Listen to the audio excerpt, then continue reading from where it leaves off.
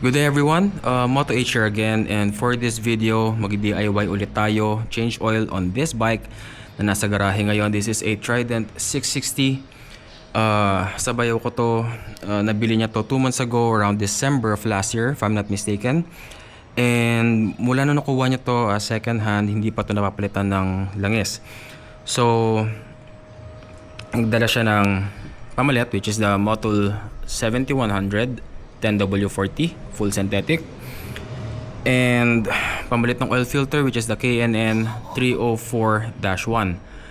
Okay, so madali lang naman magpalit nito. You just have to remove the bash plate on the left side of the bike, access the oil filter, and remove it using an oil filter remover. Buti meron akong kasya swak para sa kanya. Okay, so as per the manual, 2.8 liters para for a change oil on this bike. Nagdagdag lang siya ng isa pang litro. Ang dami. Nagdagdag lang siya because whenever we do a full oil change na palit pati ang oil filter, kailangan natin mag-top up. Kailangan natin magdagdag ng konti. Okay? So, para sa mga mahilig mag-DIY dyan, I hope this video will help you out. And hope you stay with me and finish the video. Para matanggal tong bash plate, left side bash plate, just need an Allen wrench.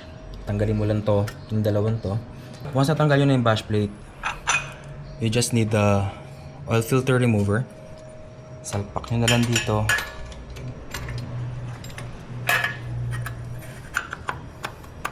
There.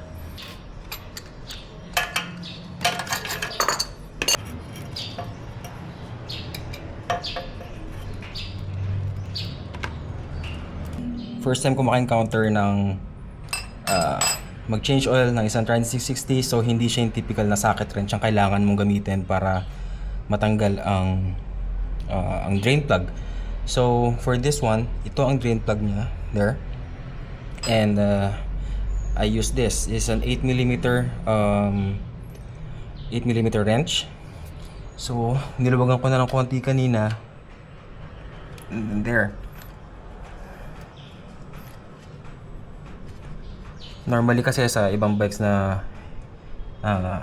meron ako and change oil ko, yung normal type of screw ang gamit nila. Okay, so for this one, yan, it is an 8mm wrench. So while nagde-drain ng engine oil, we need ideally we need to change the washer every change oil na papalit ka ng oil filter. Kasi from the looks of it, ito yung gamit niya. Yan, medyo beat up na. Kailangan talagang palitan to. Huwag kayong magtitipid sa washer. Kaso lang walang nabili. So I'll be advising my brother-in-law na next change oil, kailangan nang pumili ng washer na pamalit. So for now, I'll clean this up, pati yung screw. I'll apply degreaser, make sure it's clean, and yeah, para magamit muna before we put on the new oil filter.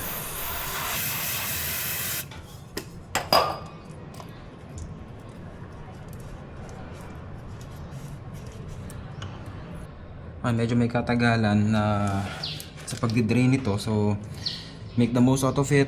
Linisin nyo yung kailangan linisin. Make sure you wipe also this part, yung pinagtanggalan ng previous oil filter. Wipe it clean, pati yung oil filter cap, which is on the right side of the bike, pati yung dipstick. I'll be cleaning those in a bit.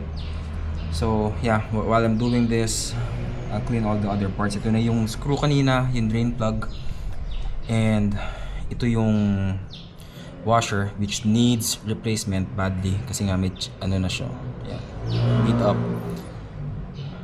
but I think still usable pero not advisable. So next change oil needs to be replaced.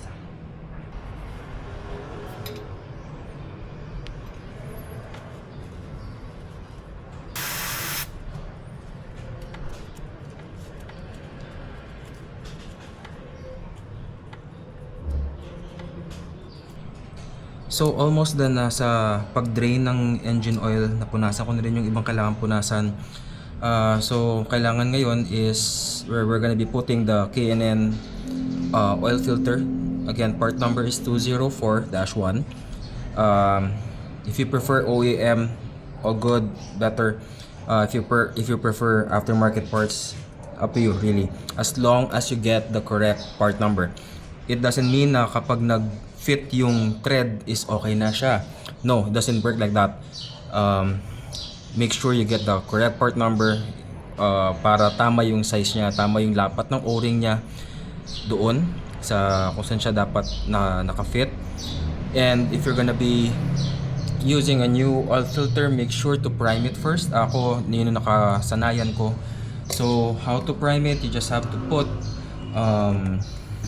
oil, new oil doon sa oil filter. So, like this one, ang ginagawa ko, ilalagyan ko muna siya sa loob until lahat is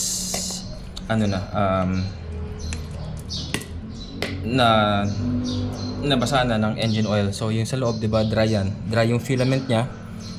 So, ako I make sure that everything inside is nakasipsip na muna siya ng maayos ng oil. Okay? And also, don't forget to put oil here sa gasket. Dab lang naman yan, hindi mo kailangan punasan ng buo talaga, hindi mo kailangan buhusan yan. So, ganyan lang. Make sure na may oil pa rin to. Okay, so, kita nyo, yung nilagay ko kanina, nasa around siguro mga 5 ml or mga 10 ml siguro ng oil nilagay ko kanina. Ubos agad siya. So, nasipsip na siya nung filter sa loob. And by looking at it, yeah, everything's okay. So, next na gagawin is, lalagay ko na siya doon. So, again, before you put the oil filter, make sure na mapunasan mo ulit siya. Kasi sometimes may tumutulo pa rin pa konti-konting langis dyan. And also, be sure na hindi siya magkamali ng pagkaka-thread. Napakahirap maging problema kapag nag-loose thread. Kapag mali ang pagkakasalpak mo ng oil filter, not just the oil filter but the drain plug as well.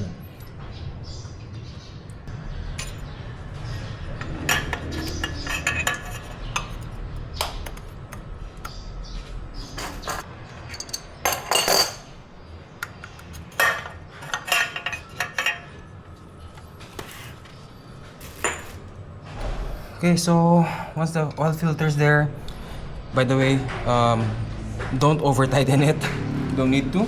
Hindi naman kakalas yan basta-basta. So next, you have to put back the drain plug. Again, make sure to wipe it clean first.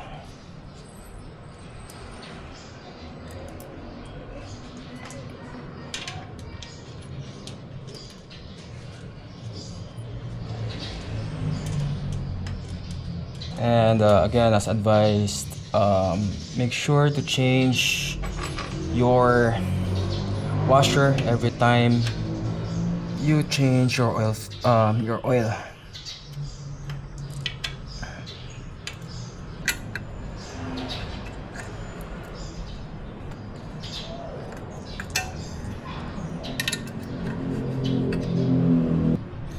Ito naman yung dipstick niya. Cute. So after natin malagyan to ng engine oil later, 2.8 muna, and then we're gonna measure using a dipstick.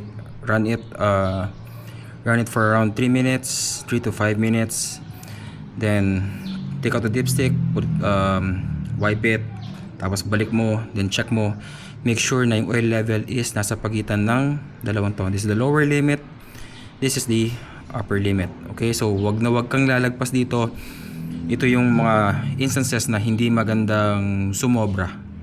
Okay? Make sure it's just in between, not going below, not going above. Okay? One down.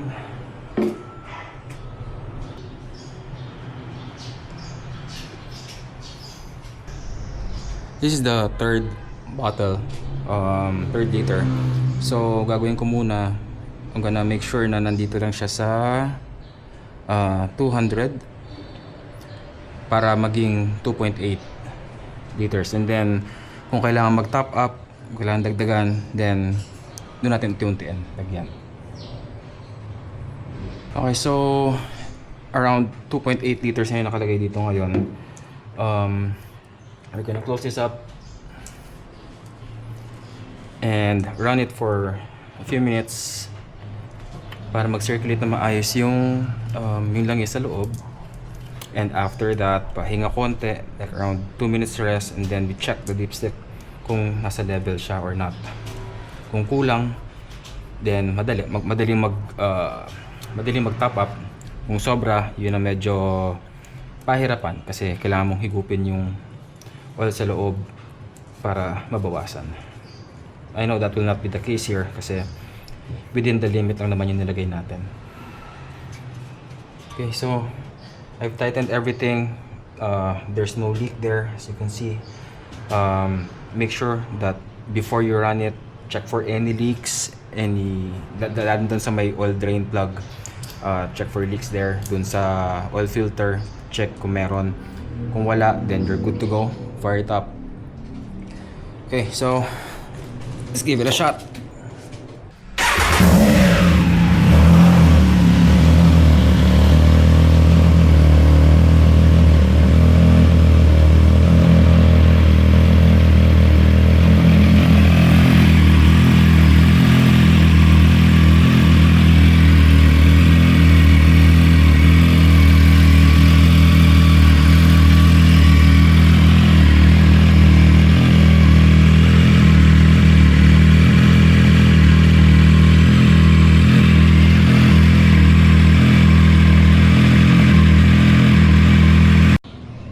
Tingnan natin kung nasa level siya or kung kulang or sobra. So make sure you wipe it clean first. Yan, ganyan. Then you put it back in. Oh, by the way, make sure it's on center. Yan.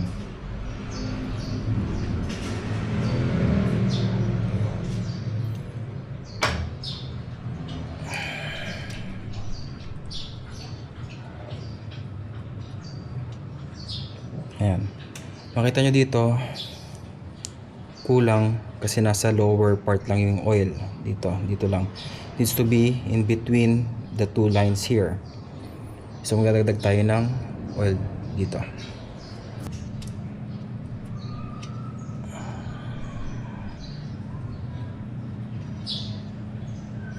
Ayan. Kulang pa rin siya. Umangat siya ng konti. Almost on the lower limit. So ubusin ko na yung 100 ml nito na natitira.